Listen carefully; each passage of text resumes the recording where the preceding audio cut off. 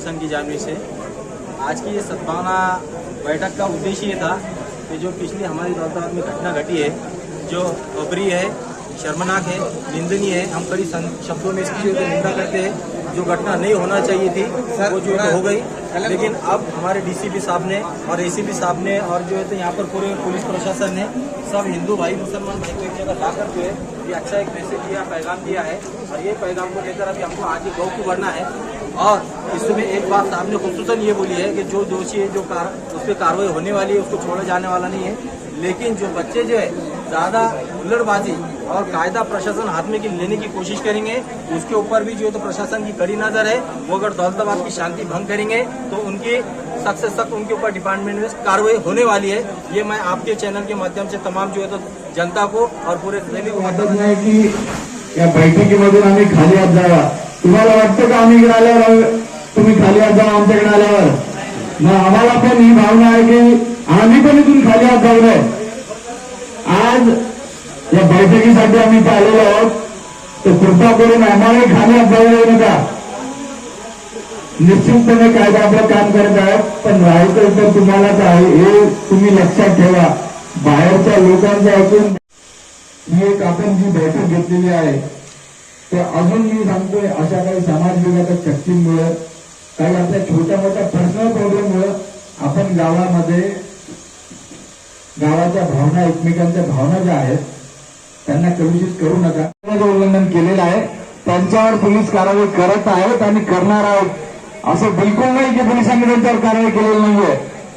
15 जणांना तब्बल आम्ही अटक केलेली आहे आणि जे कोणी गुन्हेगार इथून फरार आहेत, पळून गेलेले आहेत आणि या गुन्ह्यात होते त्यांना पण आम्ही अटक करणार आहोत। पण विनाकारण असं ओढून गावाचं वातावरण खराब करून कोणाचं तरी ऐकून इथली सामाजिक सलोखा सद्भावना खराब करून जर तुम्हाला जगायचं असेल तर निश्चितपणे ते तुम्ही करू शकता। आम्हाला आमचं ही पण ग्वाही देतो निश्चितपणे आम्ही आमचं काम करायला चुकणार नाही। तुम्हाला जर पुन्हा गावाचं वातावरण गढूळ करायचं असेल तर निश्चितपणे तुम्ही ते करू शकता आणि तुमच्या गावाची जी प्रतिमा आहे ती खराब करून घ्यायची असेल तर ती निश्चितपणे तुम्ही करू शकता। त्यामध्ये आमचे सहकार्य बिलकुल तुम्हाला राहणार नाही। प्रत्येकाच्या धर्मामध्ये वेगवेगळ्या गोष्टी आहेत, ते आपल्या आपल्या त्या गोष्टींचे पालन करतात, पण एकमेकांच्या धार्मिक भावना सुद्धा राखणं हे तुमच्याच हातात आहे। तर एकमेकांच्या कृपया धार्मिक भावना तुम्ही दुखावू नका, कारण काही प्रॉब्लेम झाला तर तुम्हालाच होणार।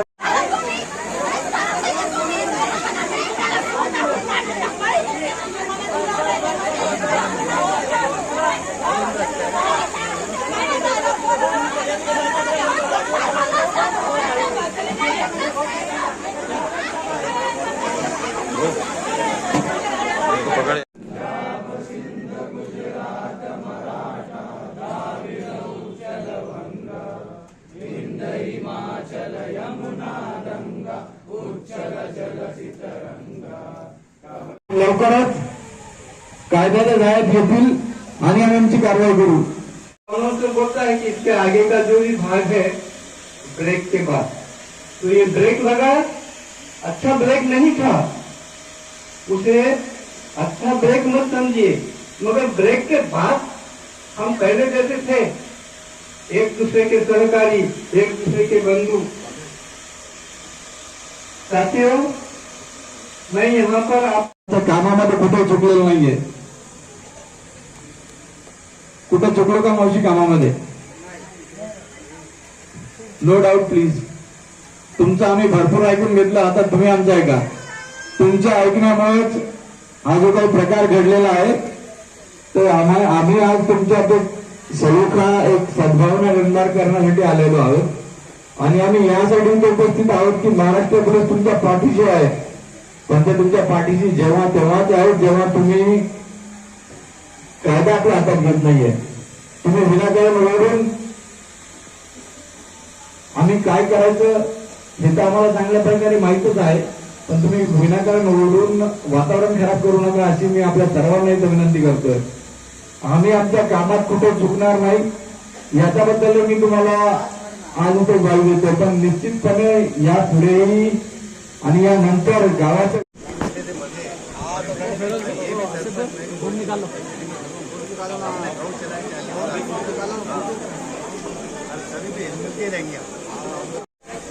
अमन का गांव है, शांति का गांव है, कि ऐतिहासिक तो धरोहर यहाँ पे है, दौलताबाद का किला है, उसके बावजूद यहाँ पे एलोरा हमारे केव्स है और आसपास का एरिया जो है काफ़ी यहाँ पे ऐतिहासिक वारसा अपने पूरे छत्रपति संभाजी नगर जिले को यहाँ पे मिला है. तो जो कोई घटना यहाँ पे 3-4 दिन पहले हुई थी अत्यंत खेदजनक है.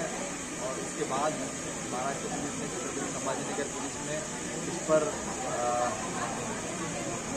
बहुत ही अच्छी तरीके से कार्रवाई की है. और जो कोई भी इसमें आरोपी है उन्हें 100% हम उन पर कार्रवाई करेंगे, इसमें कोई शक नहीं है. पर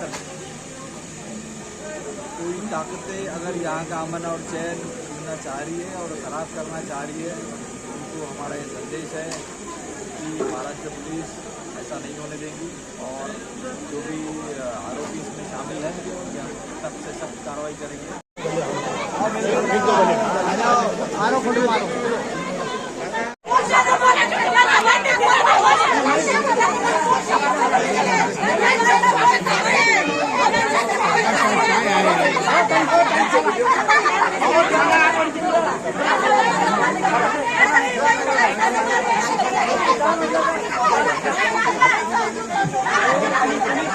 गेले आणि मला माहित नाही ते असं का ओरडतायत.